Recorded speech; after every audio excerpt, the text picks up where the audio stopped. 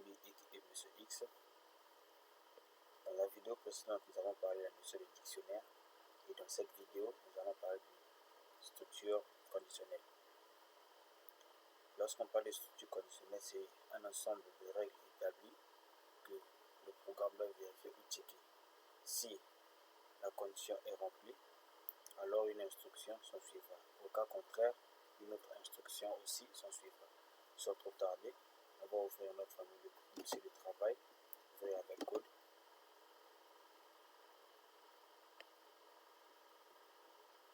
Là, on peut la fermer et on crée un if, elif, else. On met là contrôle, contrôle flow, structure de contrôle, point py. On met un coup de contrôle B pour nous faire de l'espace. Comme d'habitude, on essaie de gratter un petit texte. Contrôle flow ou structure contrôle.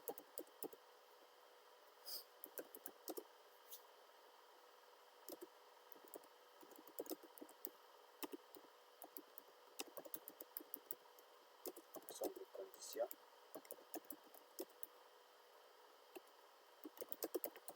Que l'on doit réunir pour pouvoir continuer. Si je peux essayer de m'expliquer, je sais que la phrase n'est pas vraiment très intuitive et qu'elle va peut-être pas vous aider. Je peux essayer de m'expliquer. Prenons le cas où vous avez un petit frère à la maison. Non, laissons l'exemple du petit frère. Prenons le cas qu'il y a un jeu de loterie qu'on peut appeler par exemple Beta Longa. Voilà, je crois que le nom aussi s'accroche bien. Beta Longa, c'est une loterie qui a un numéro gagnant.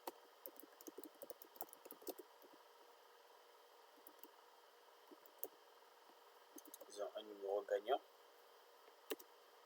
et l'utilisateur doit essayer de deviner le numéro gagnant.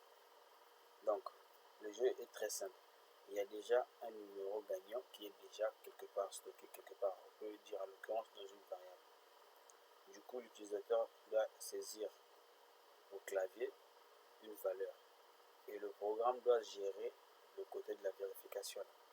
Il va vérifier si la valeur saisie par l'utilisateur depuis le clavier correspond au numéro gagnant. Si c'est le bon numéro, un message lui sera peut-être envoyé en disant bravo, vous êtes le vainqueur. Et si ce n'est pas le cas, bravo, désolé, vous avez perdu. Donc en fait, c'est ici juste ce contrôle là. Et pour cela, il y a, normalement ils sont deux, mais il y a un troisième qui va s'ajouter pour ajouter une certaine logique, en fait une certaine éventualité.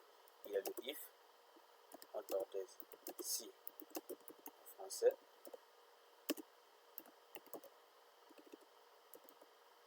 Si en français, il y a le elif, sinon, elif qui est le sinon si, merde, sinon si, et le else qui signifie sinon.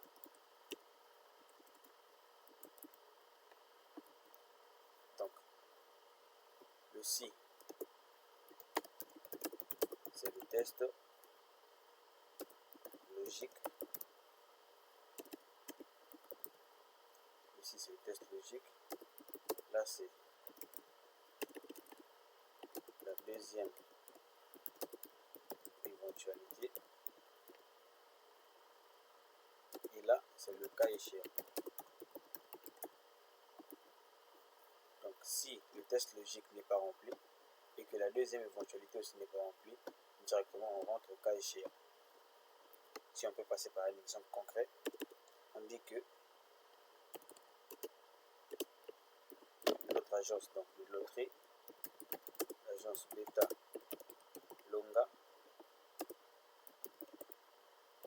possède un numéro gagnant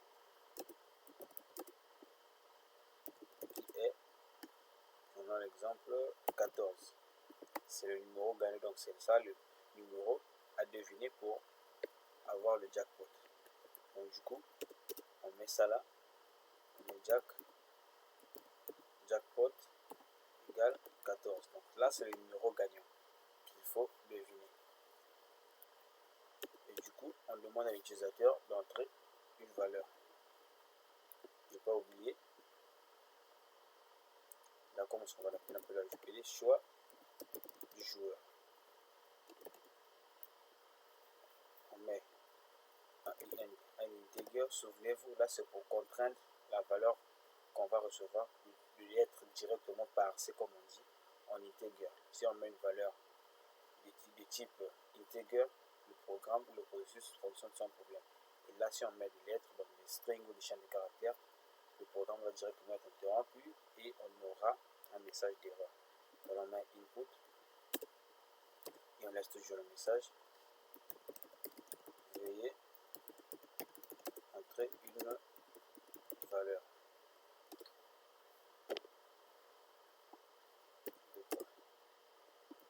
Là, on a juste le jackpot qui est déjà défini, et donc le nombre 14. Et là, on demande à l'utilisateur d'entrer un nombre. Là, du coup, on va maintenant passer au test logique.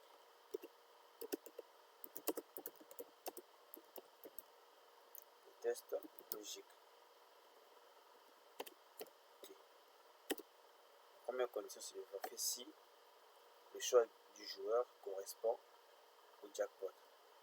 Donc, si le choix du joueur, donc la valeur du choix du joueur est égale au jackpot, de points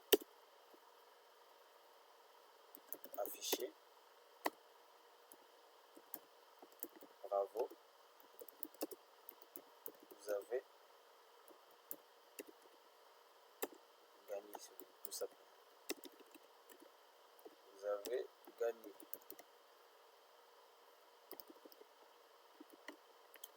Là, c'est dans le cas où le numéro est vraiment le même. Maintenant, je ne sais pas si vous avez remarqué ici, l'espace là. Cet espace est appelé indentation. En fait, c'est ce qui signifie que ce bout de code là, le print, est contenu dans cette condition là.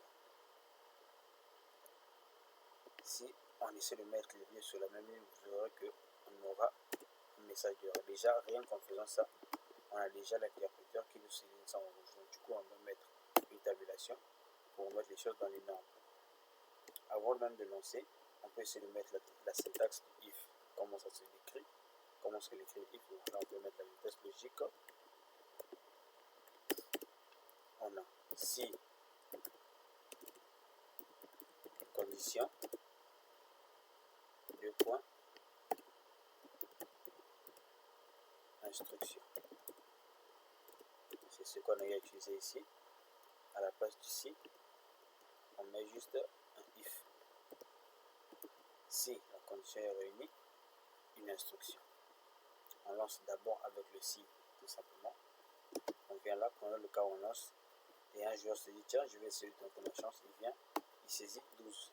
Il appuie sur entrée, rien s'effectue, le programme s'arrête parce qu'on n'a pas mis le cas échéant. Là, il a mis 12 et c'est pas notre bon et c'est pas le bon numéro. Si on relance et qu'il par exemple il a de la chance, il frappe le bon numéro 14, et qu'on appuie sur entrée, on a bien le message bravo, vous avez gagné. Là, c'est le cas où il tombe sur le bon numéro. Si on relance et qu'il tombe, il met par exemple 10 qui n'est pas le bon numéro, on appuie sur entrée, il n'y a rien, le programme s'arrête. On fait un petit peu de CLS qu'on est là et on ferme. D'où l'importance de mettre le cas échéant. Donc, en l'occurrence, on vient mettre le else. Donc sinon, directement une instruction. Donc, au lieu d'écrire instruction, on peut faire un coup de CTRL-C, CTRL-V. Donc, comment fonctionne cette syntaxe-là? Si le if il prend une condition, parce que là, on doit tester si cette condition-là est réunie ou pas. Lorsqu'elle est réunie, il y a une instruction. Et dans le cas où cette condition-là n'est pas réunie, on tombe directement au cas échéant, qui est le sinon. Et une certaine instruction aussi, si possible. Donc là, on a bien notre if qui est là. Et ça, c'est la condition, soit le test logique à effectuer. On doit vérifier si le choix du joueur, donc la valeur saisie par le client, ou soit l'utilisateur, correspond au numéro gagnant. Si c'est le cas, on a un message bravo, vous avez gagné. Et on a vu que lorsqu'on mettait une valeur qui n'était pas le bon numéro, le programme s'arrêtait nettement et il n'y avait rien, on ne comprenait plus qu'est-ce qui se passait. Du coup, là, on doit ajouter un cas échéant. On met un else, 2 points. Vous remarquez que lorsque j'appuie sur Entrée, il y a toujours la notation qui est là. Donc là, on va mettre un print.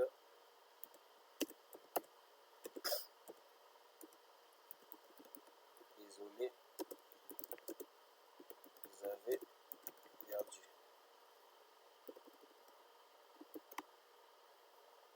Donc là, on a un autre test logique.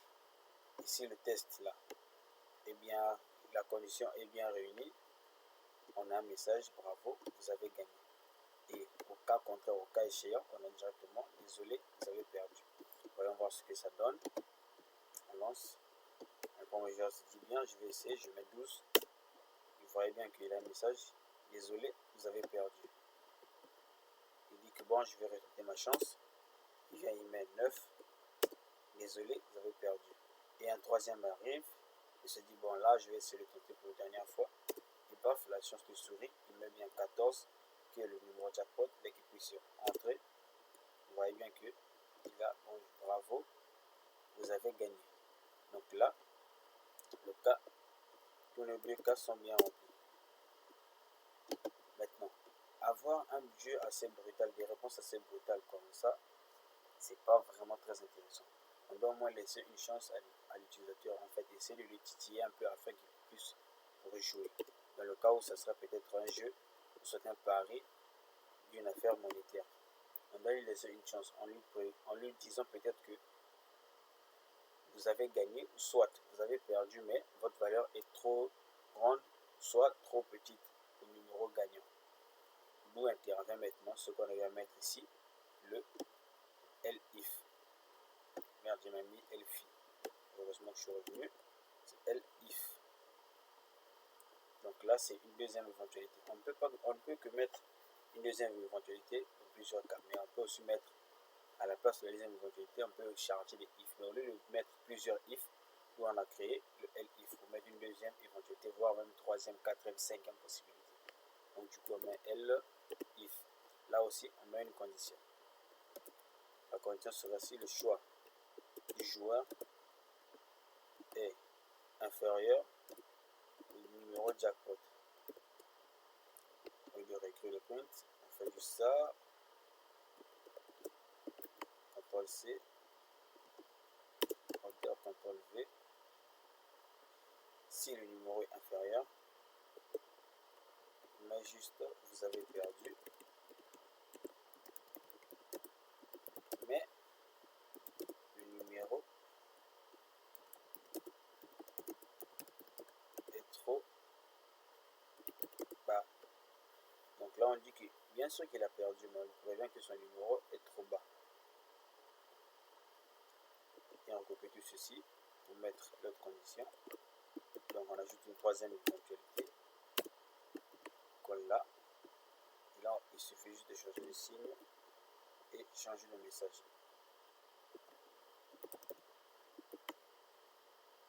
Donc au lieu de mettre bas haut, là on met petit, là on met grand. Donc si on peut essayer d'expliquer, je mets ça en commentaire. Si le numéro est bon,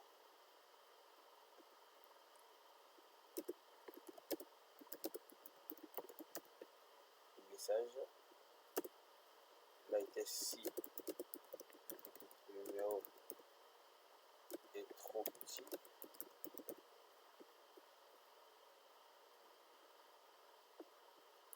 et là il vérifie si le numéro est trop grand. Donc lorsque l'utilisateur entre un numéro ou soit une valeur au clavier, Si le numéro est bon, c'est cette partie du code qui sera exécutée.